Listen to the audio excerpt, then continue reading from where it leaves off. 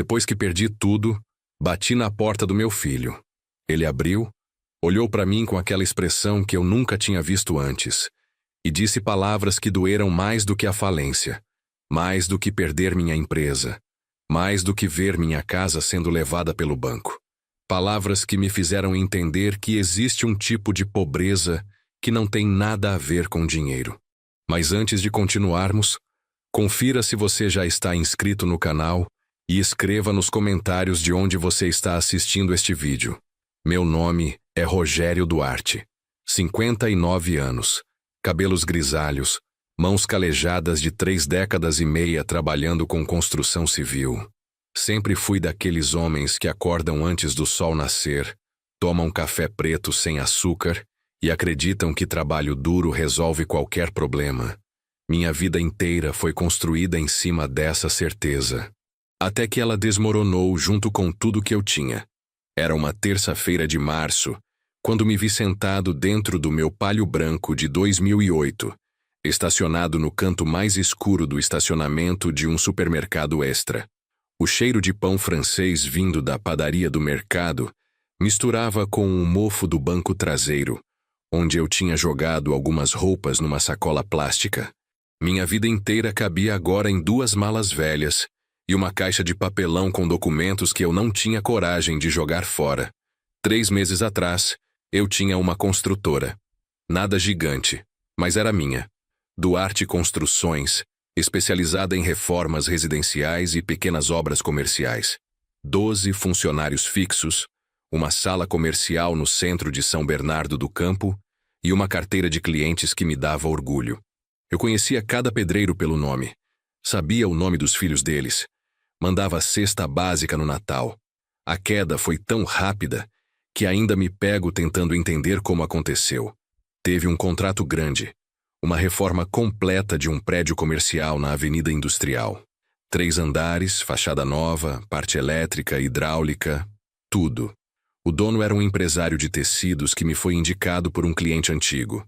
Homem bem apessoado, carro importado, escritório chique. Me passou toda a confiança do mundo. Comecei a obra em setembro. Contratei mais gente, comprei material, adiantei pagamento para fornecedores.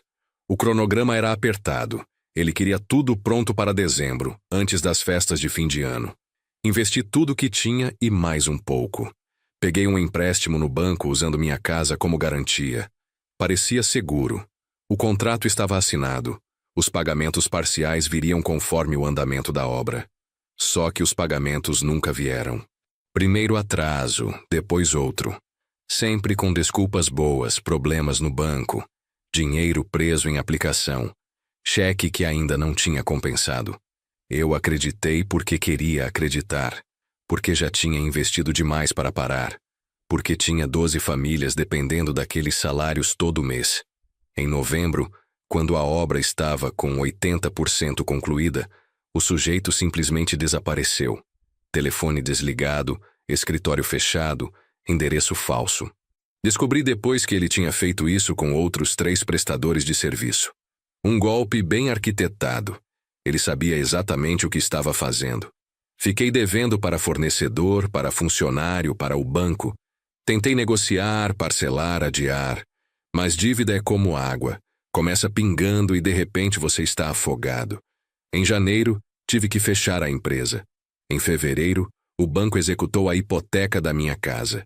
Em março, eu estava dormindo no carro. A casa tinha sido minha e da Silvana. Minha esposa, que morreu há 6 anos de um aneurisma cerebral. Foi tão rápido que a gente nem teve tempo de se despedir direito. Ela estava fazendo almoço num domingo, chamou meu nome da cozinha, e quando cheguei, ela já estava no chão.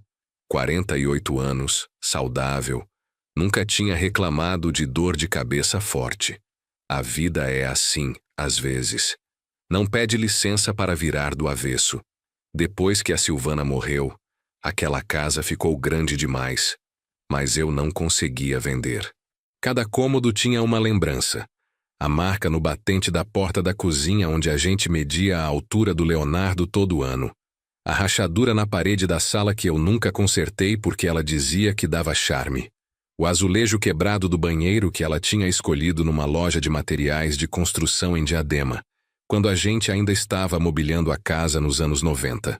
Perder aquela casa foi como perder a Silvana de novo. Como apagar os últimos vestígios de uma vida que tinha feito sentido.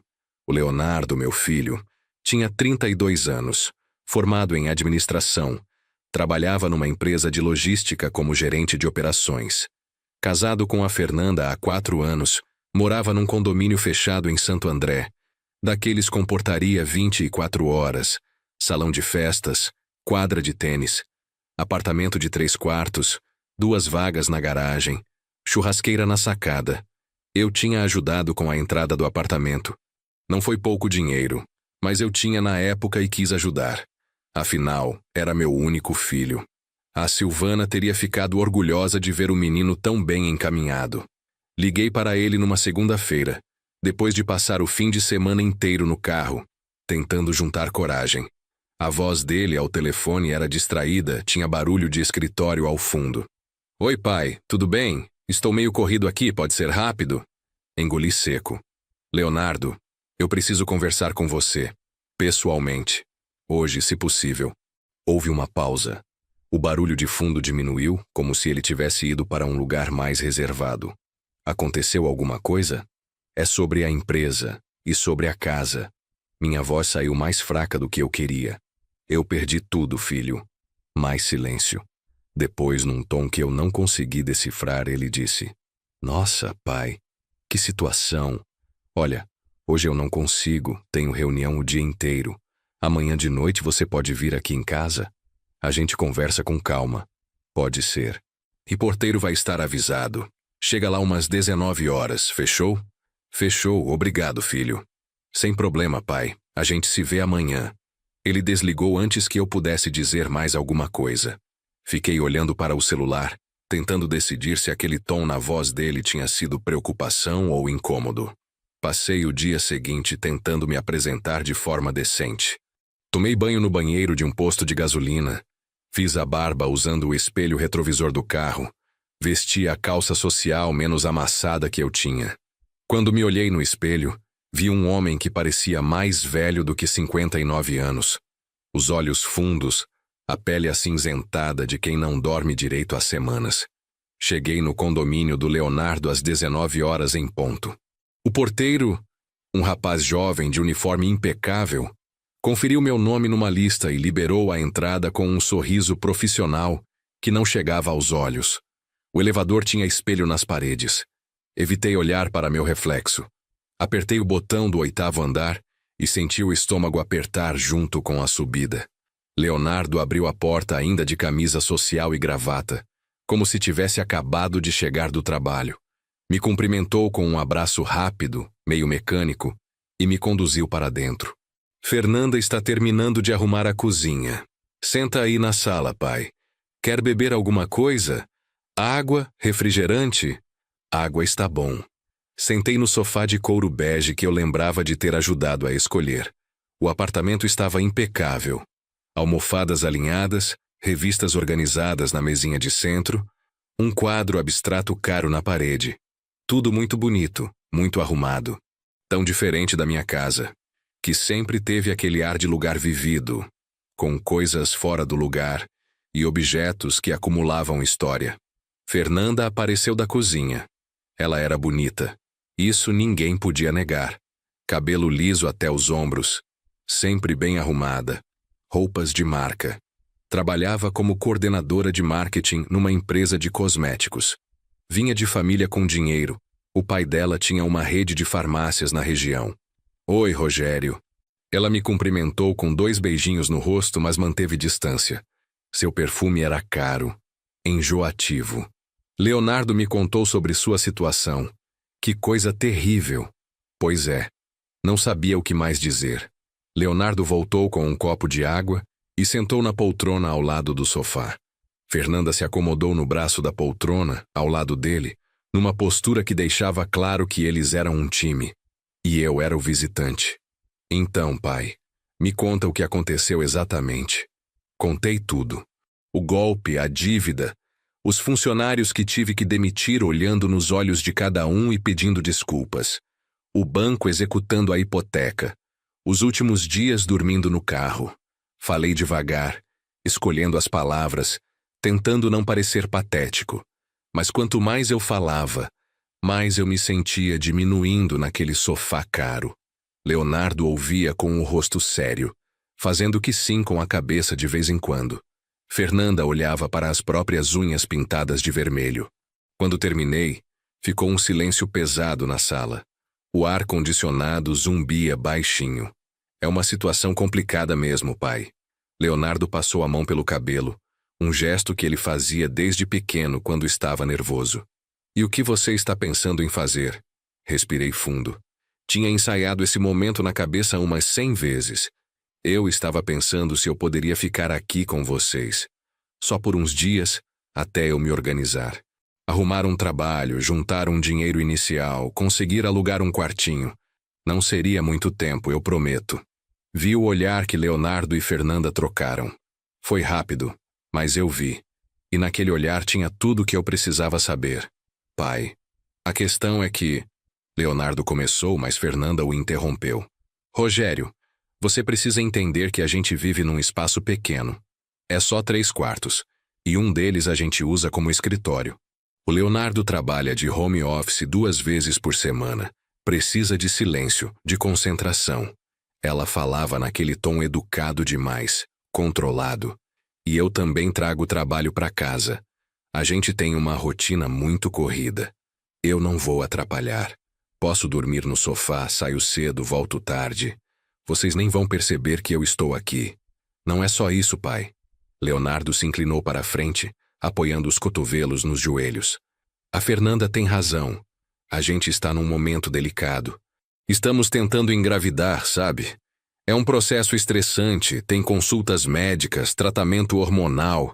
A gente precisa manter a casa tranquila, sem pressão externa. Tentando engravidar. Era a primeira vez que eu ouvia falar disso. Senti uma pontada no peito. Seria meu neto. E eles não tinham me contado. Eu não sabia. É porque a gente queria esperar dar certo para contar. Não queríamos criar expectativa. Fernanda cruzou os braços.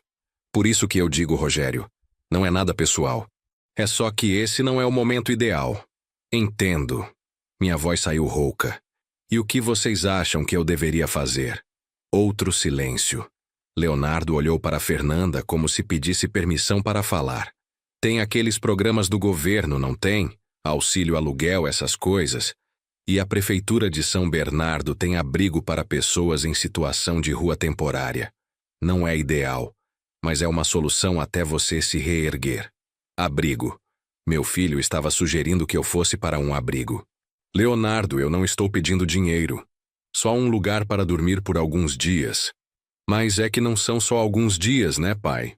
Fernanda se levantou, foi até a cozinha e voltou com uma garrafa de água, servindo-se sem oferecer para mais ninguém. Você mesmo disse que perdeu tudo. Não tem emprego, não tem referência para alugar um lugar. Essas coisas levam tempo. Podem ser semanas, meses até você conseguir se estabilizar. E vocês não podem me ajudar nesse tempo? Leonardo se levantou também, começou a andar pela sala. Pai, você precisa entender a nossa posição. A gente está construindo a nossa vida. Temos contas, temos responsabilidades. Não dá para a gente assumir mais um adulto dentro de casa, com todas as despesas que isso traz. Despesas? Olhei para ele incrédulo. Eu sou seu pai, Leonardo. Eu te criei sozinho depois que sua mãe morreu.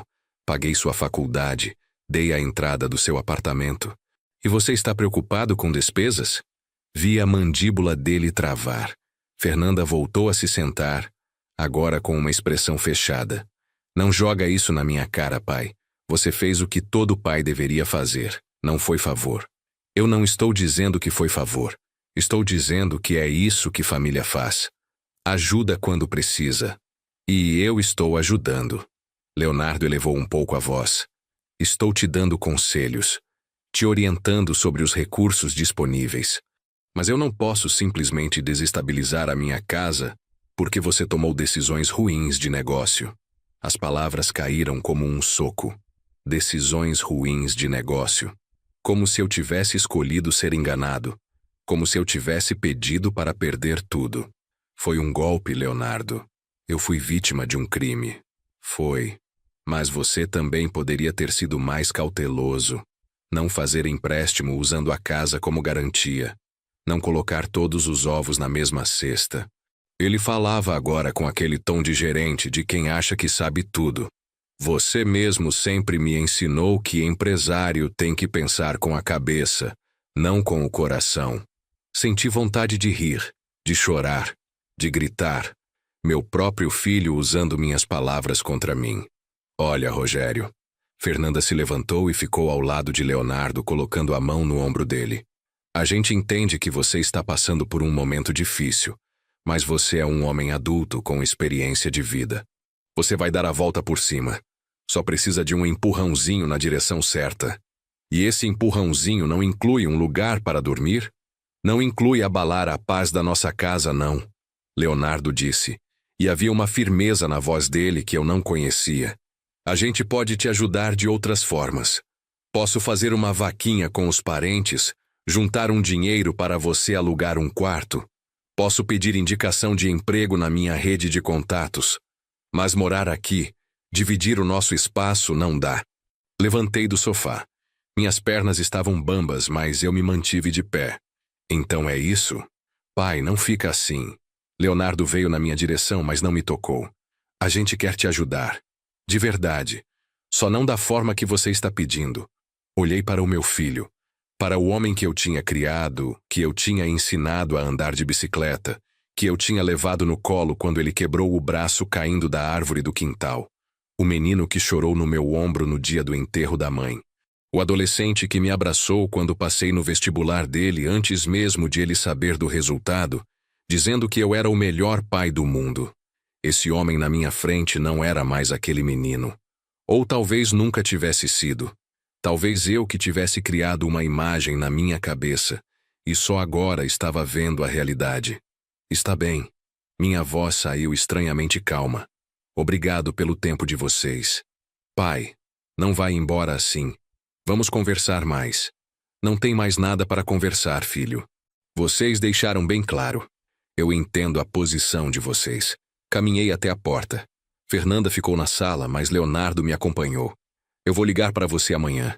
A gente pensa em algo juntos. Fechou? Fechou. Abri a porta. Pai. Ele segurou meu braço. Você sabe que eu te amo, né? Olhei para a mão dele no meu braço. Depois para o rosto dele. Vi alguma coisa ali, algum conflito, algum arrependimento talvez. Mas não o suficiente para mudar de ideia. Sei. Soltei meu braço delicadamente. Boa noite, Leonardo. Desci de elevador sem olhar para trás. O porteiro me cumprimentou na saída com o mesmo sorriso profissional. Entrei no pálio e sentei no banco do motorista sem ligar o carro. Minhas mãos tremiam. Foi então que comecei a chorar. Aos 59 anos, sentado no estacionamento do condomínio do meu filho, chorando como não chorava desde o dia que enterrei a Silvana. Não era só a tristeza, era a humilhação. Era a sensação de ter sido reduzido a um problema que precisava ser resolvido. Mas não ali, não naquela casa, não naquele espaço que era pequeno demais para incluir o próprio pai. Fiquei ali por quanto tempo, não sei. Até que um carro buzinou atrás de mim querendo a vaga. Limpei o rosto com as costas da mão. Liguei o motor e saí. Não tinha para onde ir. Dirigi sem rumo pelas ruas de Santo André. Depois peguei a Via Anchieta e fui até São Bernardo. Parei num posto de gasolina, comprei um pão na chapa e um café. Sentei numa mesinha de plástico e comi devagar, fazendo durar. Foi quando meu celular tocou. Número desconhecido. Pensei em não atender. Poderia ser banco cobrando. Poderia ser fornecedor querendo o dinheiro que eu não tinha. Mas atendi assim mesmo. Não tinha mais nada a perder. Alô? Rogério Duarte? A voz do outro lado era masculina, educada, com um sotaque que eu não consegui identificar direito. Sim, sou eu. Meu nome é Antônio Carlos. Sou advogado. Trabalho para o senhor Henrique Tavares. O senhor se lembra dele? Henrique Tavares. O nome não me dizia nada. Não, Acho que não. O Sr. Henrique gostaria muito de conversar com o senhor, pessoalmente. É sobre um assunto de extrema importância. O senhor poderia vir até o escritório dele amanhã de manhã? Digamos, 10 horas? Olha, eu não sei quem é essa pessoa. Deve ter algum engano. Não há engano, Sr. Duarte. O Sr. Henrique foi muito específico. Ele precisa conversar com o senhor antes de tomar uma decisão importante. E está disposto a compensá-lo pelo seu tempo. R$ 500 pela reunião, independente do resultado da conversa. R$ 500. Era mais dinheiro do que eu tinha visto em semanas. Por que ele quer falar comigo? Prefiro que ele mesmo explique. Mas posso garantir que é um assunto sério e legítimo. O escritório fica na Avenida Lucas Nogueira Garcês, número 623, quarto andar. O senhor pode? Olhei para o pão na chapa pela metade no prato, para o café frio, para o posto de gasolina onde eu estava sentado sem ter para onde ir. Posso, 10 horas. Excelente. Até amanhã então, Sr. Duarte. Ele desligou antes que eu pudesse fazer mais perguntas. Fiquei olhando para o celular, tentando entender o que tinha acabado de acontecer. Henrique Tavares. O nome não significava nada para mim, mas R$ 500 significavam comida, significavam gasolina, significavam talvez um quarto de hotel por alguns dias. Passei aquela noite no carro de novo, estacionado num canto escuro do estacionamento de um supermercado 24 horas. Tentei dormir, mas o banco do Palio não tinha sido feito para isso. Fiquei pensando na conversa com o Leonardo, nas palavras da Fernanda, na forma como eles tinham me tratado como um inconveniente. De madrugada desisti de dormir. Liguei o carro e fui para um posto de gasolina com um banheiro aberto. Tomei banho o melhor que pude, fiz a barba, escovei os dentes. Vesti a mesma calça social de ontem, mas troquei por uma camisa menos amassada. Quando me olhei no espelho, ainda vi um homem cansado, mas pelo menos apresentável. Às 9h30 da manhã, estava na frente do prédio na Avenida Lucas Nogueira Garcês. Era um edifício comercial moderno, vidro e aço, com lobby climatizado e piso de mármore. O tipo de lugar onde eu costumava entrar para fazer orçamento de reforma. Mas dessa vez, eu era o visitante. O elevador me levou ao quarto andar. Uma placa discreta na porta indicava: Henrique Tavares Investimentos. Empurrei a porta de vidro e entrei numa sala de espera pequena, mas bem decorada. Uma secretária jovem, de óculos e cabelo preso, me cumprimentou com um sorriso. O senhor deve ser Rogério Duarte. O doutor Antônio Carlos está esperando. Ela me conduziu por um corredor curto até uma sala de reuniões. O advogado estava lá, um homem de uns 45 anos, terno azul marinho, cabelo grisalho nas têmporas. Senhor Duarte, que bom que veio. Ele apertou minha mão com firmeza. Por favor, sente-se. Posso oferecer um café? Água? Café, por favor. Ele sinalizou para a secretária, que saiu e voltou minutos depois com uma xícara de café e alguns biscoitos num pratinho. Café de verdade. Não aquele café aguado de máquina. Tomei um gole e senti o calor descendo pela garganta. O senhor deve estar se perguntando por que está aqui. Antônio Carlos sentou-se à minha frente, abrindo uma pasta de couro sobre a mesa. A curiosidade está me matando. O senhor Henrique Tavares está internado no Hospital Sírio-Libanês, em São Paulo. Ele tem câncer de pâncreas, estágio 4. Os médicos dão a ele no máximo 2 meses de vida. Senti um aperto no peito. Sinto muito, mas eu não entendo o que isso tem a ver comigo. Ele pediu especificamente para falar com o senhor antes de morrer e antes de finalizar seu testamento. Mas eu não conheço nenhum Henrique Tavares. Antônio Carlos abriu a pasta e retirou uma fotografia velha, já amarelada nas bordas. Me entregou. Era uma foto de um acidente de carro. Um Gol prata capotado numa valeta. Bombeiros ao redor. Uma ambulância. E no canto da foto, um homem de uniforme de obra com sangue no rosto sentado na traseira da ambulância. Levei alguns segundos para reconhecer. Era eu. Mais jovem. Muito mais jovem. Devia ter uns 25, 26 anos. Isso foi em 1991. Antônio Carlos disse: O senhor se lembra daquele dia? As lembranças vieram aos poucos, embaçadas como aquela fotografia velha. 1991. Eu ainda era solteiro. Trabalhava como mestre de obras para uma empreiteira grande. Era uma sexta-feira, final de tarde. Eu estava voltando de uma obra na rodovia Anchieta. A Anchieta, sussurrei. Aquele acidente na curva da Anchieta. Exatamente. O motorista do Gol era Henrique Tavares. Ele tinha 28 anos na época.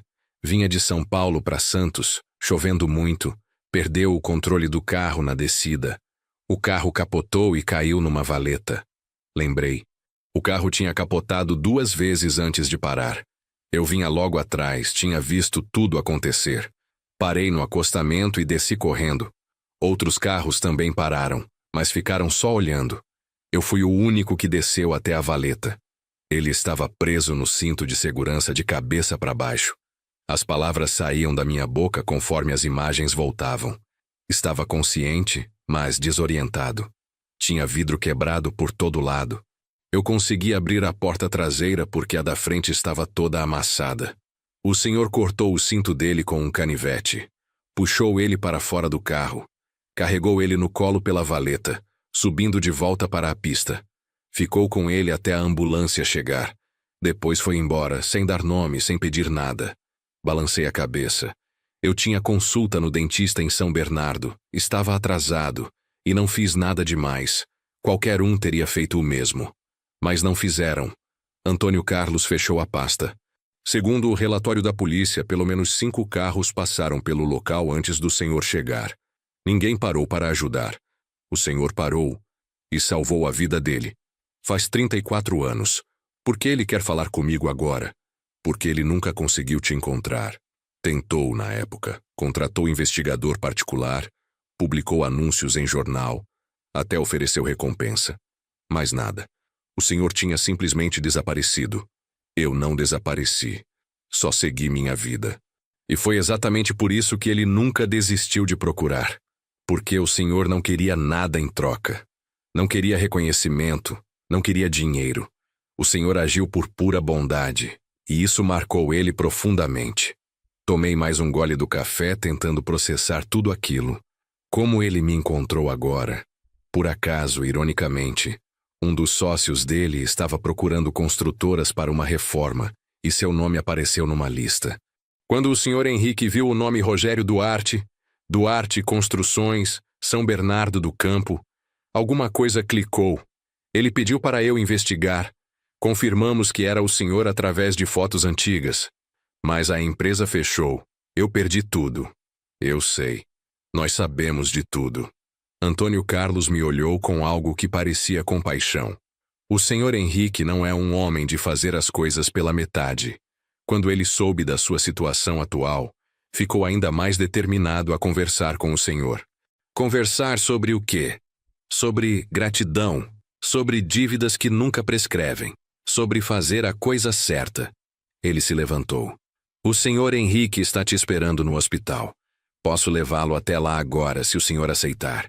E posso garantir que vale a pena ouvir o que ele tem a dizer. Olhei para minha xícara de café vazia, para os biscoitos que eu tinha comido sem perceber, para aquele escritório de advocacia que cheirava a dinheiro e estabilidade. Vamos.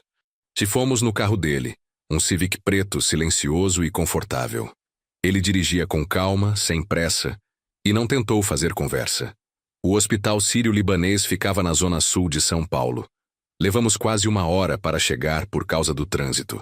Durante todo o trajeto, fiquei pensando naquele dia de 1991, na chuva batendo no para-brisa, no barulho do metal se retorcendo quando o Gol capotou, no peso do homem nos meus braços quando subia aquela valeta escorregadia. Eu era jovem, forte. Não pensei 2 vezes antes de descer. Hoje, com 59 anos e as costas doendo de dormir no carro, provavelmente não conseguiria fazer o mesmo. O hospital era impressionante. Parecia mais um hotel 5 estrelas do que um hospital. Piso reluzente, obras de arte nas paredes, recepcionistas educadíssimas. Antônio Carlos me conduziu pelos corredores com a familiaridade de quem já tinha estado ali muitas vezes. Paramos em frente a uma porta no 8º andar. Quarto particular, obviamente. Antônio Carlos bateu levemente antes de abrir. Senhor Henrique, trouxe o senhor Rogério Duarte. Pode entrar, Antônio.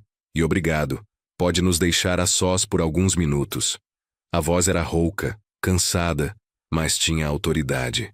Antônio Carlos fez um gesto para que eu entrasse e fechou a porta atrás de mim. O quarto era grande, com janela ampla mostrando a cidade lá fora. Tinha sofá, televisão, até uma mesinha com flores frescas. Mas minha atenção foi toda para o homem na cama. Henrique Tavares devia ter uns 62, 63 anos, mas a doença o havia transformado numa sombra. Magro demais, pele amarelada, olheiras profundas. Estava conectado a vários aparelhos que apitavam suavemente. Mas os olhos dele eram vivos, alertas, me estudando com intensidade. Rogério Duarte. Ele sorriu, e por um momento consegui ver o homem que ele devia ter sido antes da doença. Finalmente. Depois de 34 anos. Senhor Henrique, não sabia bem o que dizer. O advogado me contou que o senhor estava me procurando. Me procurando? Rapaz, eu te procurei por anos. Gastei uma fortuna tentando te encontrar. E quando finalmente descobri onde você estava, descobri também que você tinha passado pelo inferno recentemente. Senti meu rosto esquentar. O senhor não precisava investigar minha vida. Precisava sim, porque eu ia te oferecer algo, e precisava ter certeza de que você era o mesmo homem que me salvou naquele dia. O homem que não pediu nada em troca, que não ficou esperando reconhecimento. Ele fez um gesto para que eu me sentasse na cadeira ao lado da cama. Senta, por favor. Essa conversa pode demorar um pouco. Sentei.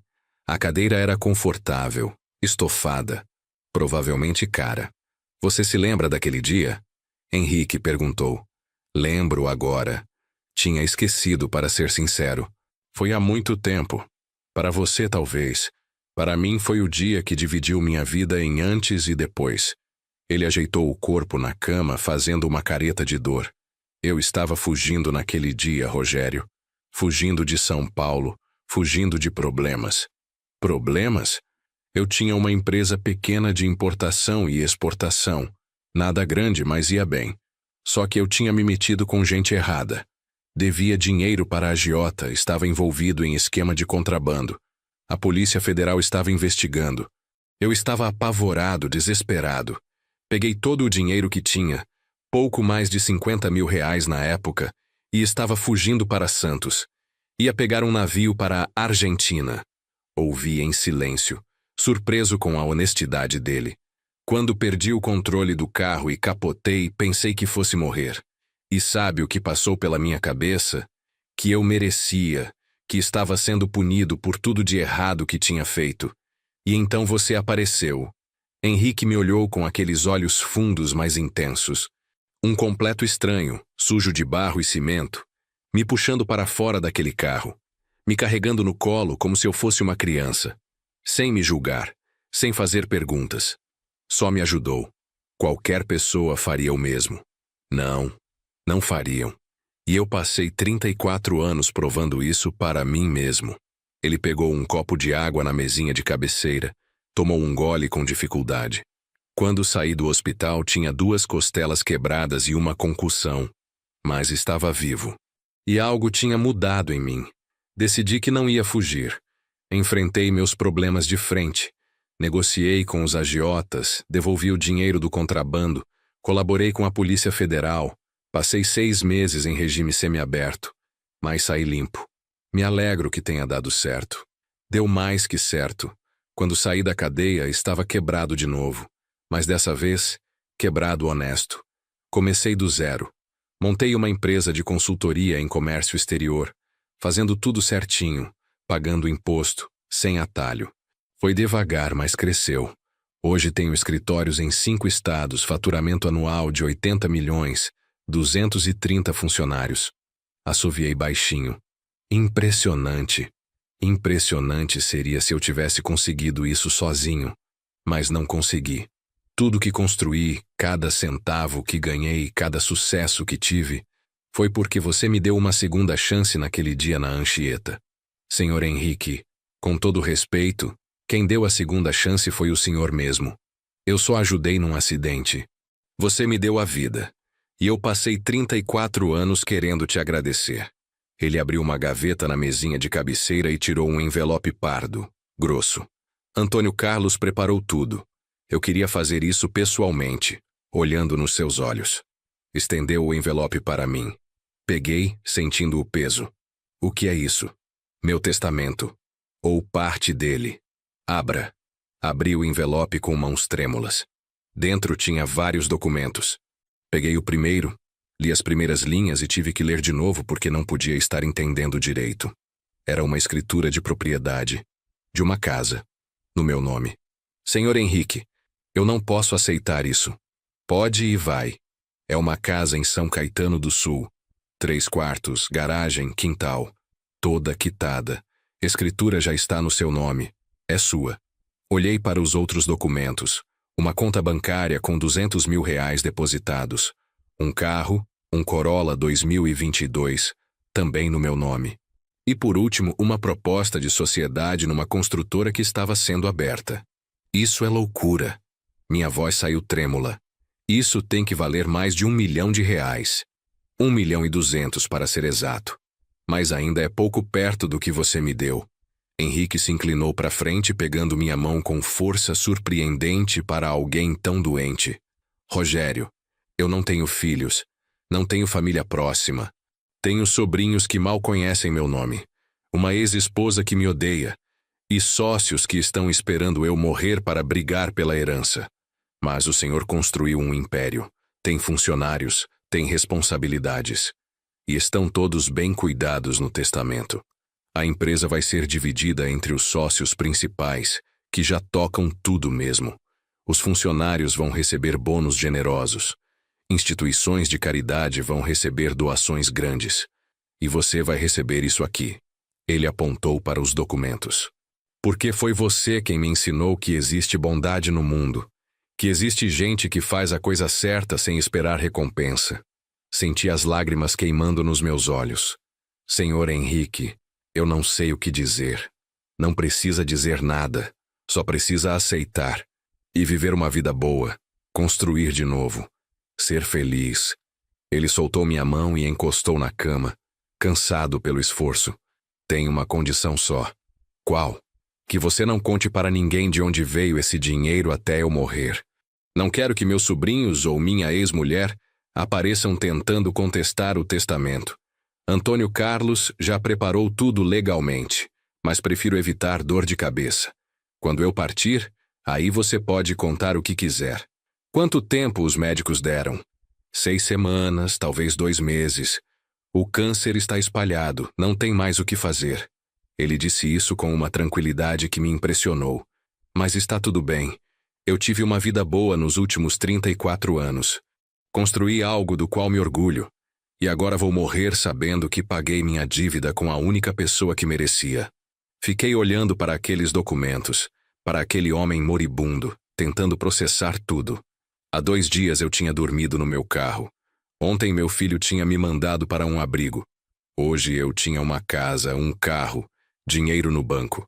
Tem mais uma coisa. Henrique pegou outro envelope, menor. Isso aqui você só abre depois que eu morrer. Está bem? É importante. Peguei o envelope. Estava lacrado com cera vermelha, coisa que eu só tinha visto em filme. O que é? Informações. Sobre algumas pessoas. Sobre seu filho, principalmente. Senti um frio na barriga. O senhor investigou o Leonardo? Investiguei você, Rogério. E quando se investiga alguém, descobre-se sobre as pessoas ao redor também. Seu filho, sua nora, as finanças deles, as conversas deles. Henrique fez uma pausa. Eu gravei a conversa que você teve com eles ontem à noite. Se como? Antônio Carlos colocou um dispositivo de escuta na lapela do seu paletó quando ele te buscou no posto de gasolina. Você não percebeu, foi discreto. Henrique não parecia nem um pouco culpado. Eu queria saber que tipo de pessoa seu filho era antes de tomar minhas decisões finais.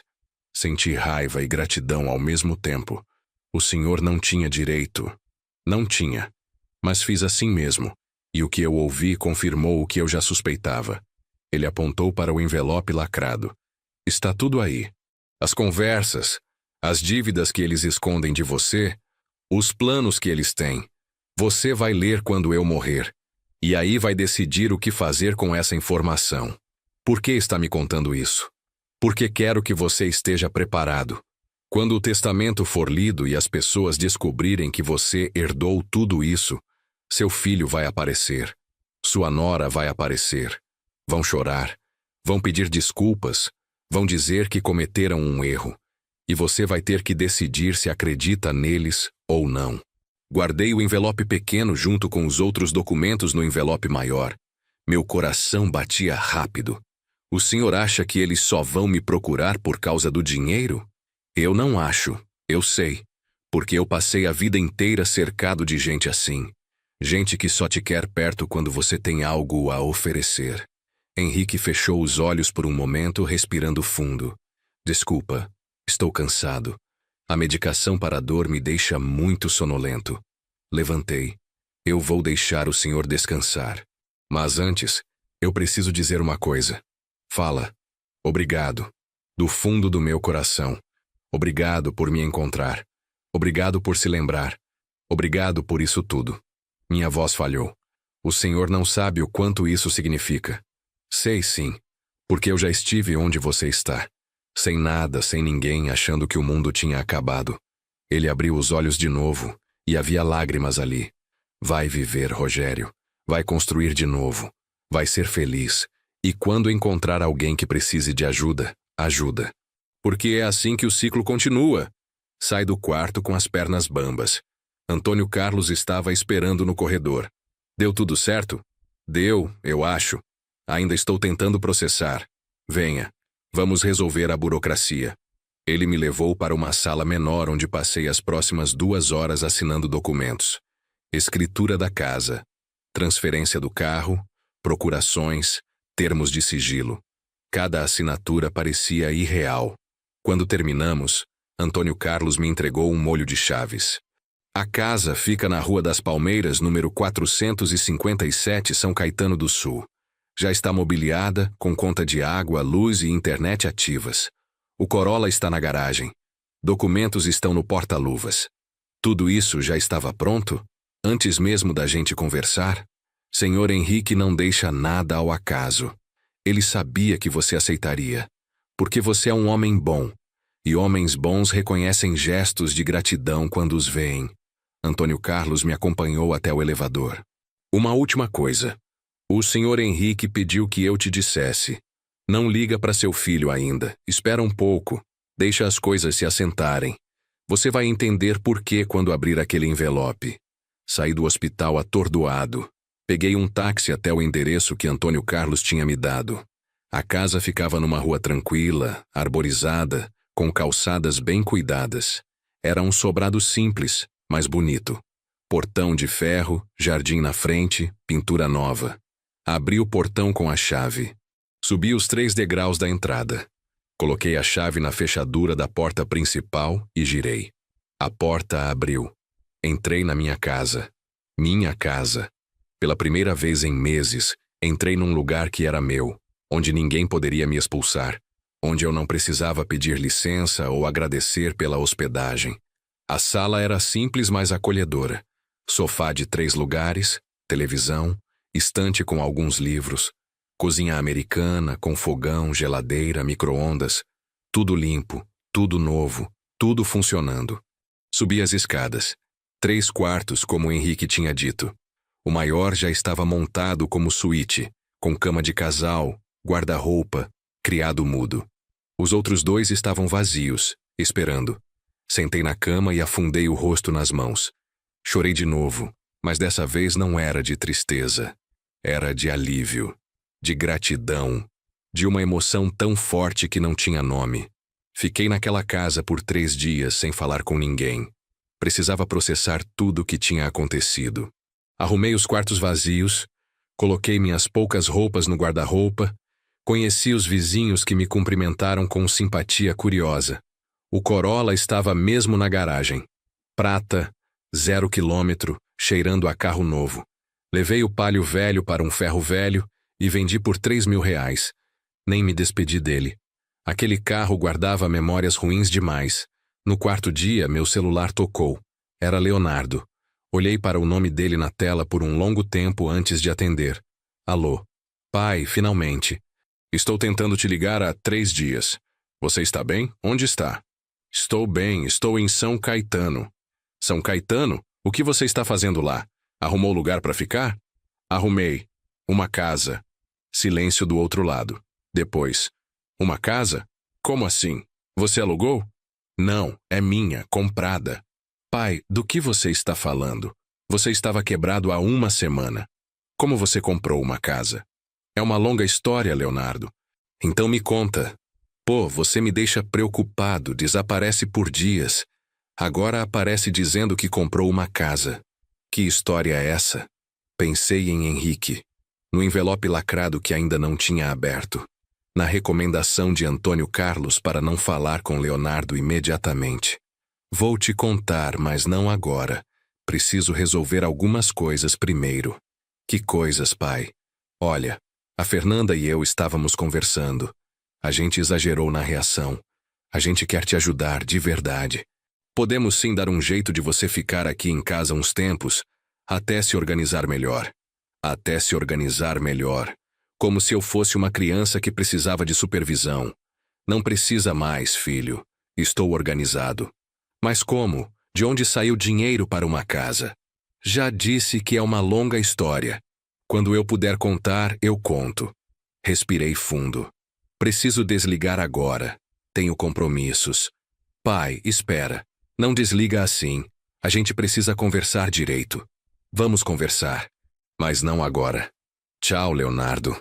Desliguei antes que ele pudesse responder. O telefone tocou de novo imediatamente. Desliguei e coloquei no silencioso. Henrique Tavares morreu numa segunda-feira de manhã, 3 semanas depois da nossa conversa. Antônio Carlos me ligou avisando. O enterro seria no dia seguinte, no cemitério São Paulo, cerimônia pequena e restrita. O senhor Henrique pediu que você fosse, mas se preferir não ir, ele entenderia. Eu vou. É o mínimo que posso fazer. O enterro foi exatamente como Antônio Carlos tinha descrito. Pequeno, uns 15, 20 pessoas. Os sócios da empresa, alguns funcionários mais próximos, 2 sobrinhos que pareciam estar ali mais por obrigação do que por afeto.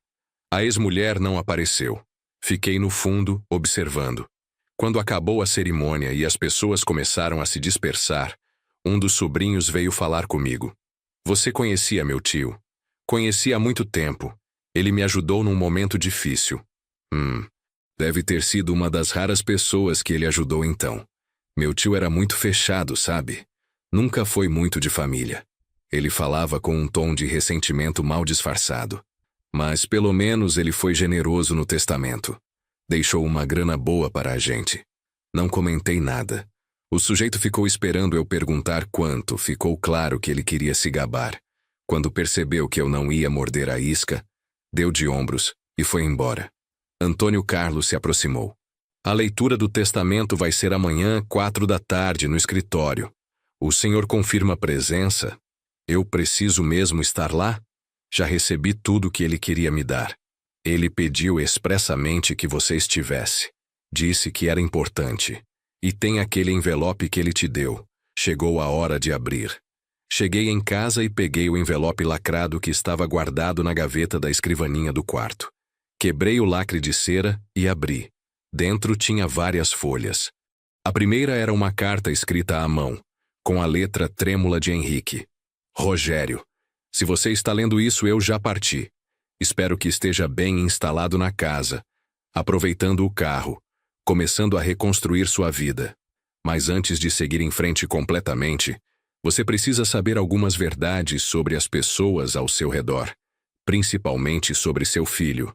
O que você vai ler a seguir não vai ser fácil, mas você merece saber. Merece tomar decisões baseadas em fatos, não em ilusões. Com gratidão eterna, Henrique. As páginas seguintes eram transcrições de conversas, gravações que os investigadores de Henrique tinham feito. A primeira era da noite em que fui ao apartamento de Leonardo. Li a conversa toda, palavra por palavra. Mas não era só o que tinha sido dito na minha frente. Tinha também o que eles falaram depois que eu saí. Você viu a cara dele? Fernanda. Parecia um cachorro abandonado. Não fala assim. Leonardo, mas a voz sem muita convicção. É verdade. Ele veio aqui esperando que a gente resolvesse a vida dele. Como se a gente fosse responsável pelas cagadas que ele fez. Foi um golpe, amor. Ele foi enganado. Foi burrice. Qualquer empresário minimamente competente não teria caído nessa. Seu pai sempre foi muito emocional, muito confiante. Agora está pagando o preço. Mesmo assim, ele é meu pai. E daí? Ele fez a obrigação dele de te criar. Agora você tem sua própria vida. A gente não pode ficar carregando peso morto. Peso morto. Ela tinha me chamado de peso morto. Talvez a gente pudesse ajudar um pouco, tipo emprestar uma grana. Com que dinheiro, Leonardo? A gente mal consegue pagar nossas próprias contas. Aliás, falando nisso, chegou a fatura do cartão. 23 mil reais. 23 mil? Fernanda, você prometeu que ia controlar. Eu controlei. No mês passado foi 28 mil. E não me olha assim. Eu preciso manter as aparências. Minha mãe vive perguntando por que a gente não viaja mais. Por que não troco de carro? Ela não pode saber que estamos apertados. Estamos mais que apertados. Estamos no vermelho. Se seu pai não tivesse ajudado com aquele empréstimo mês passado, a gente nem teria pagado o condomínio. Exatamente por isso que a gente não pode ajudar seu pai. A gente mal está se ajudando. Havia um relatório anexo. Dívidas de Leonardo e Fernanda. 116 mil reais em cartões de crédito. 42 mil reais de cheque especial. 3 meses atrasados de condomínio. 2 parcelas atrasadas do financiamento do carro da Fernanda. E ainda por cima, um empréstimo do pai dela que eles estavam tentando esconder. Henrique tinha razão. Eles estavam afundados. E mesmo assim, não tinham achado uma forma de me ajudar nem por alguns dias. A próxima transcrição era de uma conversa entre Leonardo e Fernanda, 3 dias depois da minha visita. Meu pai me ligou. Disse que conseguiu uma casa em São Caetano. Uma casa? Como? Não sei, ele não quis explicar direito. Disse que era uma longa história. Você acha que ele conseguiu vender alguma coisa que tinha guardado? Tipo, um terreno, ações? Não sei. Mas ele parecia diferente, mais seguro, menos desesperado. Espero que seja verdade. Assim a gente fica livre desse problema. Fernanda? O quê? Eu só estou sendo sincera. É um alívio saber que ele tem onde ficar e que a gente não vai ter que se preocupar mais. Parei de ler por um momento. Fui até a cozinha, peguei um copo de água, bebi devagar. As palavras estavam doendo mais do que eu imaginava que doeriam. Voltei para a escrivaninha e continuei lendo. Havia mais conversas. Uma entre Fernanda e a mãe dela, onde ela reclamava que tinha sido obrigada a receber o sogro fracassado em casa. Outra entre Leonardo e um amigo, onde ele admitia se sentir culpado, mas justificava dizendo que cada um tem que cuidar da própria vida. E por último, a conversa mais recente, de 2 dias atrás, depois que Leonardo tinha ligado para mim e eu tinha contado sobre a casa. Ele comprou uma casa, Fernanda, do nada. Uma casa inteira. Isso não faz sentido. Ele estava dormindo no carro há 1 mês. Pois é. E agora tem uma casa em São Caetano, de acordo com o que ele disse. Você acha que ele ganhou dinheiro de alguém? Tipo, uma herança? Não sei, ele não tem parente próximo. Só a gente. Precisa descobrir, Leonardo. Se ele realmente tem dinheiro, se recebeu alguma herança ou sei lá o quê, a gente precisa estar por dentro. Afinal, você é filho único. Qualquer coisa que ele tenha eventualmente vai ser sua mesmo. Você acha que ele está escondendo alguma coisa da gente? Acho que ele está sendo muito misterioso sobre de onde saiu essa casa. E gente que some por 3 dias sem dar notícia geralmente está escondendo alguma coisa. Talvez a gente devesse ir até lá. Fazer uma visita, ver com os próprios olhos. Boa ideia. Mas não vai de mãos vazias. Leva um vinho, uns doces. Faz parecer que você está feliz por ele, que quer comemorar a nova fase. Aí você sonda. Descobre o que está acontecendo. Fechei o envelope. Senti vontade de rasgar tudo, de jogar fora, de fingir que não tinha lido. Mas não podia, porque agora eu sabia. Sabia exatamente quem meu filho tinha se tornado, ou talvez sempre tivesse sido, e eu nunca tinha querido ver. O telefone tocou. Era Leonardo de novo. Deixei cair na caixa postal. Tocou novamente. Mensagem de texto. Pai, preciso falar com você. É importante. Posso ir aí amanhã à tarde? Não respondi. Na tarde seguinte fui ao escritório de Antônio Carlos para a leitura do testamento. A sala de reuniões estava mais cheia do que eu esperava. Os 2 sobrinhos de Henrique, a ex-mulher que tinha decidido aparecer no final das contas, 3 sócios da empresa, alguns funcionários-chave e eu. Antônio Carlos abriu o testamento e começou a ler. A voz dele era firme, profissional, sem emoção. A empresa seria dividida entre os 3 sócios principais que já gerenciavam tudo. Cada um ficaria com 33% das ações. 1% seria distribuído entre funcionários que tinham mais de 10 anos de casa. 20 milhões de reais seriam doados para instituições de caridade. 10 para pesquisa de câncer. 5 para hospitais públicos. 5 para programas de educação. Os 2 sobrinhos receberiam 50 mil reais cada um. A ex-mulher, 100 mil reais, conforme o acordo de divórcio assinado anos atrás. E então Antônio Carlos chegou na parte que me incluía. Para Rogério Duarte, o homem que me salvou a vida em 1991 e me ensinou que bondade existe no mundo, deixo o que já foi entregue em vida. A propriedade da Rua das Palmeiras, o veículo Corolla e a conta bancária com 200 mil reais. Além disso, deixo minha gratidão eterna e meu respeito por uma vida vivida com integridade. A sala ficou em silêncio. Depois, um dos sobrinhos explodiu. Espera aí, quem é esse cara? Ele recebeu mais de 1 milhão de reais e nós só recebemos 50 mil? O testamento está legalmente válido, Antônio Carlos disse com calma. O senhor Henrique estava em pleno uso de suas faculdades mentais quando o redigiu. Há laudos médicos comprovando isso. Isso é um absurdo. Nós somos família. O senhor Henrique não considerava vocês família. Antônio Carlos fechou a pasta. E tinha suas razões. Razões que estão documentadas caso alguém queira contestar o testamento. Eu não recomendo. A ex-mulher se levantou. Eu não vou aceitar isso. Vou entrar com uma ação. Fique à vontade, senhora. Mas saiba que o senhor Henrique previu isso e deixou provisões legais que tornarão qualquer contestação muito cara e muito pública, incluindo documentos que detalham as razões do divórcio e certas atividades extraconjugais que a senhora preferiria manter em sigilo. O rosto dela ficou vermelho. Ela pegou a bolsa e saiu batendo a porta. Os sobrinhos resmungaram mais um pouco, mas acabaram saindo também. Os sócios da empresa cumprimentaram Antônio Carlos profissionalmente e foram embora. Em poucos minutos, só restávamos eu e o advogado na sala. Imagino que tenha sido desconfortável, ele disse. Foi, mas foi também esclarecedor. Levantei da cadeira. Obrigado por tudo que fez, por Henrique e por mim.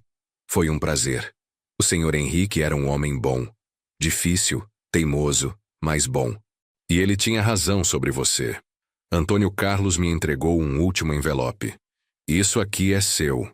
O contrato de sociedade da construtora que ele mencionou. Se tiver interesse, temos investidores prontos para começar. Gente séria que trabalhava com o senhor Henrique. Seria uma forma de você recomeçar fazendo o que sabe fazer. Peguei o envelope. Vou pensar com carinho. Pense mesmo. O senhor Henrique acreditava no seu talento. Dizia que homens que constroem com as próprias mãos têm uma integridade que homens que só movimentam papel nunca vão ter. Saí do escritório e fui direto para casa. Quando cheguei, tinha um carro estacionado na frente. O Civic de Leonardo.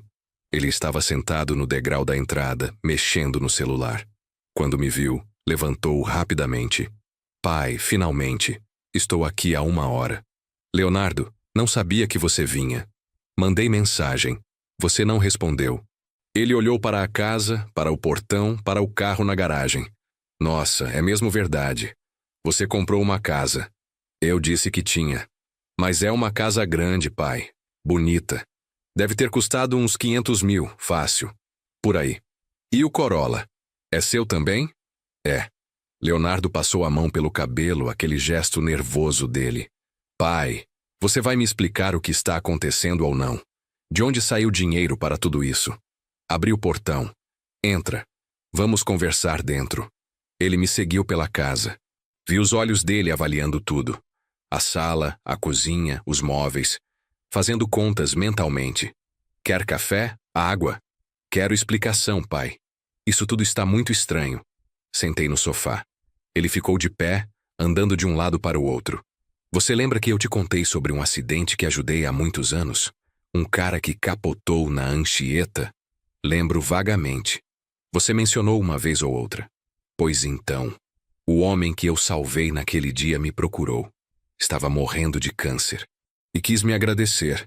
Me deu essa casa, o carro e um dinheiro para recomeçar. Leonardo parou de andar. Ele te deu tudo isso? Assim de graça? Por gratidão, porque eu salvei a vida dele e nunca pedi nada em troca. E ele tinha tanto dinheiro assim? Tinha, era empresário, muito bem-sucedido. Leonardo sentou na poltrona em frente a mim. Pai, isso é incrível. Quero dizer, é uma história incrível. Você salvou a vida de um cara e 30 anos depois ele te recompensa. É tipo um filme. É bem cinematográfico mesmo. E esse homem, ele morreu? Morreu ontem. O enterro foi hoje de manhã. Nossa. Leonardo fez uma pausa.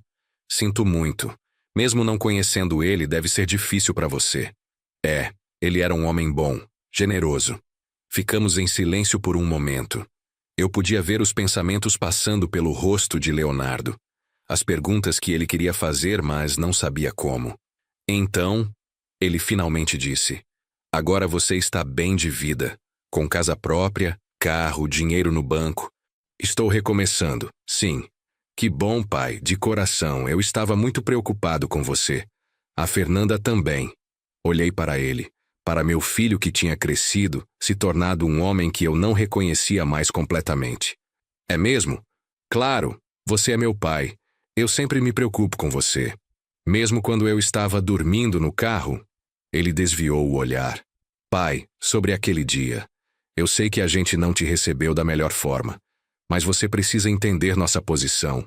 Foi tudo muito rápido, muito repentino. A gente não estava preparado. Preparado para ajudar um pai que estava sem casa? Preparado para assumir um compromisso tão grande? Ter outra pessoa morando com a gente, indefinidamente, é diferente de uma visita de fim de semana. Eu não pedi para morar para sempre. Pedi alguns dias. Mas seriam alguns dias que se transformariam em semanas, em meses. Você mesmo disse que não tinha perspectiva de emprego, de aluguel. A gente ia ficar numa posição difícil de pedir para você sair depois. Leonardo se inclinou para a frente. Mas tudo isso é passado agora. Você está bem, tem sua casa, sua vida. A gente pode seguir em frente. Seguir em frente. Sem ressentimentos, sem mágoas. Somos família, pai. E família supera mal-entendidos. Levantei e fui até a cozinha. Peguei o envelope que estava em cima da geladeira. O envelope com as transcrições das conversas. Voltei para a sala. Você sabe o que tem aqui, Leonardo? Ele olhou para o envelope. Não, o que é? São conversas, gravações, de coisas que você e a Fernanda falaram sobre mim, depois que eu saí do apartamento de vocês naquele dia, e depois quando você ficou sabendo da casa. O rosto dele perdeu a cor. O quê? Como você tem isso? O homem que me deu a casa, Henrique Tavares, ele me investigou. E investigou as pessoas ao meu redor também. Ele queria saber quem eu era, quem eram as pessoas na minha vida. E descobriu coisas interessantes. Pai, isso é invasão de privacidade. Ele não tinha direito de fazer isso. Não tinha, mas fez. E agora eu sei exatamente o que vocês pensam de mim. Joguei o envelope na mesinha de centro. Pode levar, ler se quiser. Ou não. Tanto faz, eu já li. Leonardo pegou o envelope com mãos trêmulas. Abriu. Começou a ler a primeira página. Vi o momento exato em que ele reconheceu as próprias palavras. O rosto dele ficou vermelho. Pai, eu posso explicar. Pode. Então explica. Explica como sua esposa me chamou de peso morto e você não defendeu. Explica como vocês riram depois que eu saí, aliviados por não terem que me ajudar. Explica como vocês estão com mais de R$150 mil de dívida, mas não podiam me dar alguns dias de sofá. A Fernanda estava nervosa. Ela fala coisas que não pensa quando está nervosa. Ela pensava assim, cada palavra, e você concordou com ela. Talvez não em voz alta, mas concordou. Porque se não concordasse, teria me ajudado. Teria dito para ela que seu pai precisava de você e ponto final. Leonardo colocou o envelope de volta na mesa. Quando olhou para mim, tinha lágrimas nos olhos. Você está certo. Eu falhei com você. Fui um covarde. Deixei a Fernanda decidir por mim porque era mais fácil do que enfrentá-la. E porque, no fundo, eu também achava que você era um problema que eu não queria ter que resolver. Ele limpou as lágrimas com as costas da mão. Mas eu me arrependo, pai. De verdade. Esses últimos dias eu não consegui parar de pensar naquele momento. Na sua cara quando você saiu do apartamento. Arrependimento depois que descobriu que eu não estava mais quebrado é fácil, Leonardo. Não é por causa do dinheiro. Não, então por que você está aqui? Por que mandou mensagem todo dia essa semana? Por que apareceu na minha porta sem avisar? Ele abriu a boca para responder, mas não saiu nada. Porque não tinha resposta. Ou tinha, mas era uma resposta que ele não queria admitir. Você quer saber quanto dinheiro eu tenho? Disse, minha voz saindo mais dura do que pretendia. Quer saber se sobrou alguma coisa para você? Se esse homem me deixou só a casa ou se tem mais. E no fundo está calculando se vale a pena fingir arrependimento para manter as portas abertas para uma herança futura. Isso não é justo. Não? Então me diz, Leonardo. Se eu ainda estivesse dormindo no carro, você estaria aqui? Se eu ainda estivesse quebrado, desesperado, você teria vindo atrás de mim? Ou teria deixado eu sumir, esperando que o problema se resolvesse sozinho? O silêncio dele foi resposta suficiente.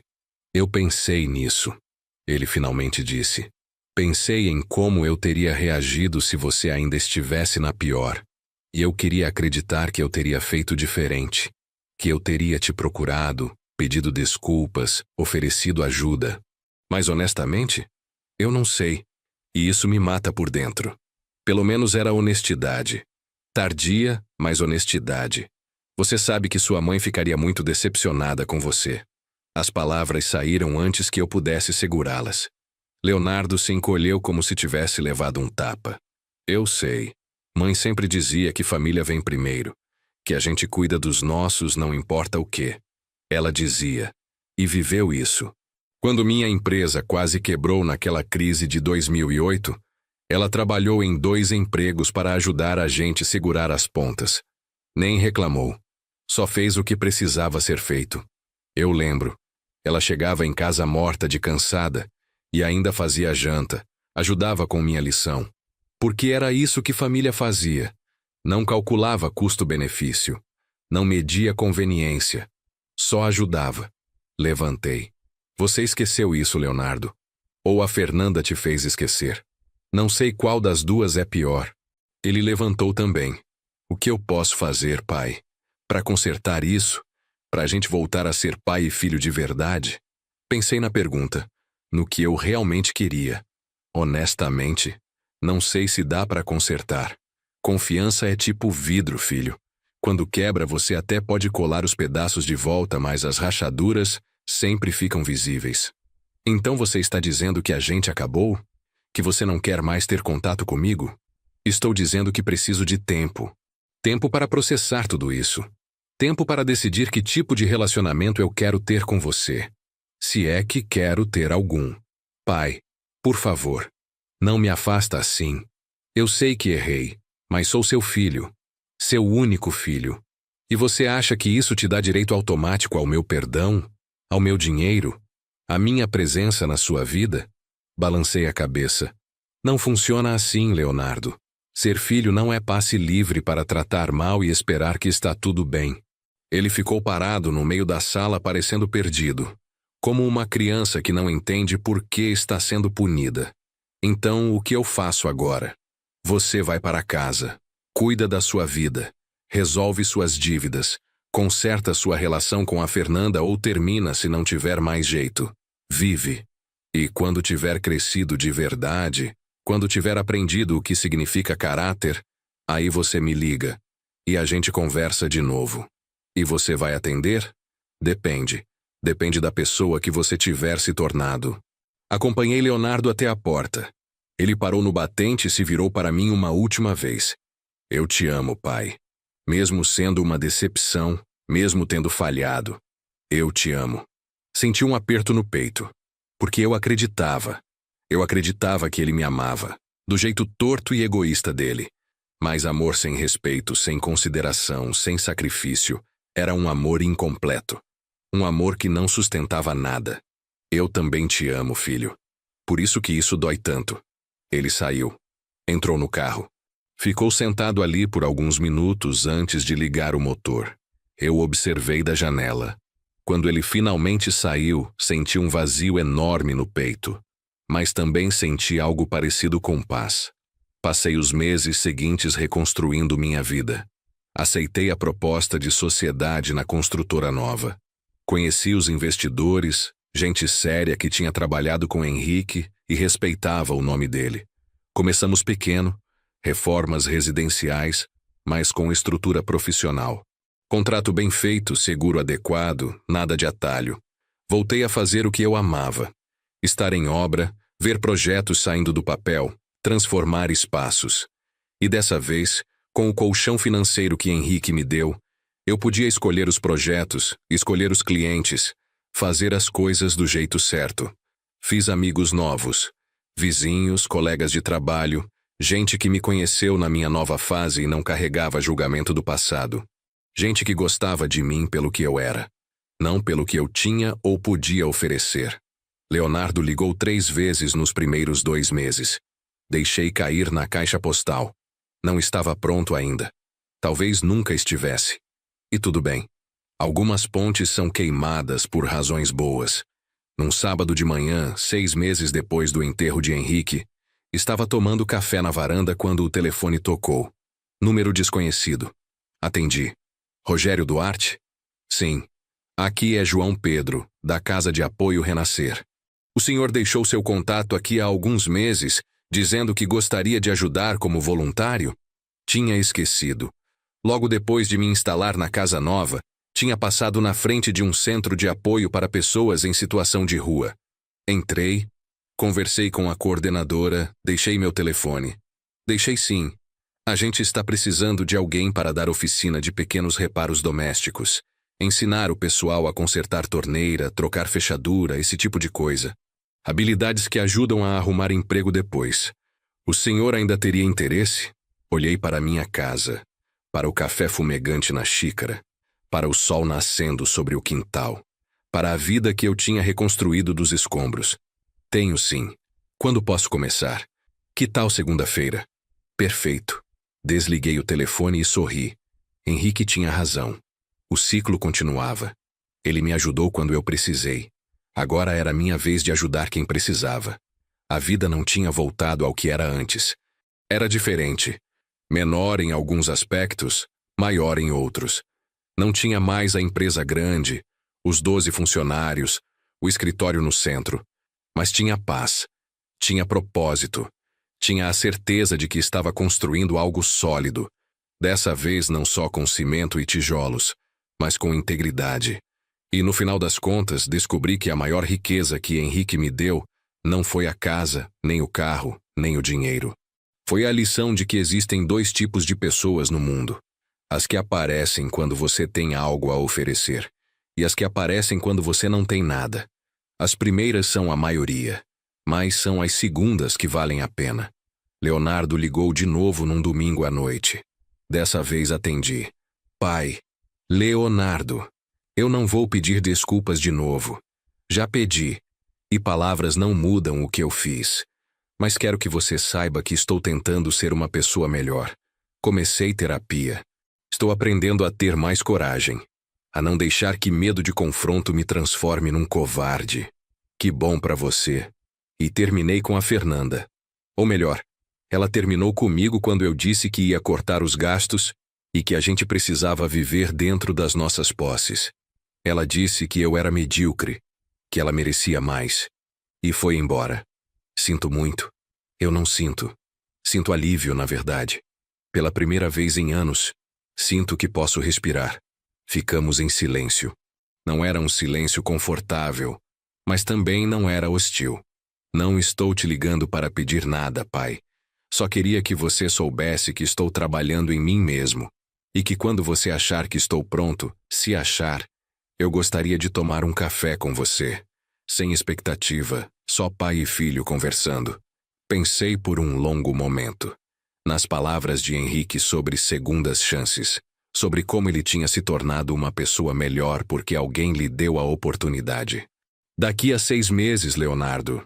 Se daqui a 6 meses você ainda estiver no caminho certo, a gente toma esse café. Ouvi a respiração dele tremer. 6 meses. Eu consigo. Obrigado, pai. Não me agradeça ainda. Eu disse que a gente ia conversar. Não disse que tudo ia voltar a ser como antes. Eu sei. E está tudo bem. É mais do que eu mereço. Desligamos. Fiquei olhando para o telefone por um tempo. 6 meses. Tempo suficiente para ver se a mudança era real ou só mais uma performance. A vida seguiu. A construtora cresceu. Fiz a oficina no centro de apoio, ensinando homens e mulheres que tinham perdido tudo a consertar as coisas. E descobri que, ensinando eles, estava consertando algo em mim também. Às vezes, de noite, antes de dormir, eu conversava com a Silvana. Contava para ela sobre meu dia, sobre as decisões que tinha tomado, sobre o filho que nós criamos e que tinha se perdido no caminho, mas talvez estivesse se encontrando de novo. Será que eu estou fazendo certo, Meg? Perguntava para o retrato dela na mesinha de cabeceira. Será que estou sendo duro demais com o menino? E na minha cabeça, ouvia a resposta dela. Aquela voz serena que sempre sabia a coisa certa a dizer. Você está ensinando ele a ser homem de verdade, Rogério. Homem que assume consequência, que não espera que o mundo lhe deva alguma coisa. Isso é o maior presente que você pode dar para ele. Fechei os olhos e sorri. Sim, era isso mesmo que eu estava fazendo. Henrique Tavares me salvou quando me tirou da miséria. Mas me ensinou algo mais valioso quando me mostrou que as pessoas revelam quem realmente são quando você não tem nada a oferecer. E que a verdadeira família não é aquela que divide sangue. É aquela que divide fardo. Adormeci naquela noite em paz, pela primeira vez em muito tempo, sem medo do amanhã, sem dúvida sobre quem eu era, sem precisar provar nada para ninguém. Apenas Rogério Duarte. 59 anos. Homem que perdeu tudo e ganhou tudo de volta. Não da mesma forma, mas de uma forma melhor. Mais verdadeira. E isso era suficiente.